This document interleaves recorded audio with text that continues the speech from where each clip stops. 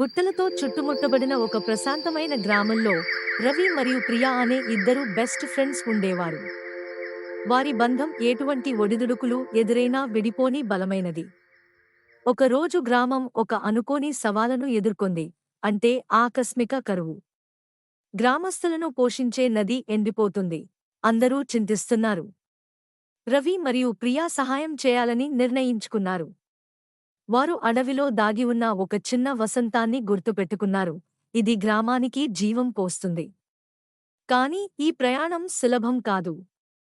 వారు లోతుగా ప్రయాణించినప్పుడు వారిని అనేక సవాళ్లు ఎదుర్కొన్నాయి.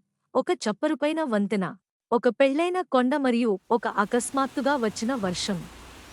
కానీ వారు కలిసి ప్రతీదాన్ని అధిగమించారు. చివరకు వారు దాగి ఉన్న వసంతాన్ని కనుగొన్నారు. దీని స్పష్టమైన నీరు వజ్రాల్లా మెరుస్తూ జీవితం మరియు ఆశలను తెలియజేస్తుంది. సంయుక్త ప్రయత్నంతో మరియు గ్రామస్తుల సహాయంతో వారు నీటిని తిరిగి నదికి మళ్లించారు. గ్రామం మళ్లీ జీవంతో నిండి అందరూ రవి మరియు ప్రియాల ధైర్యాన్ని మరియు స్నేహాన్ని సంమరించుకున్నారు.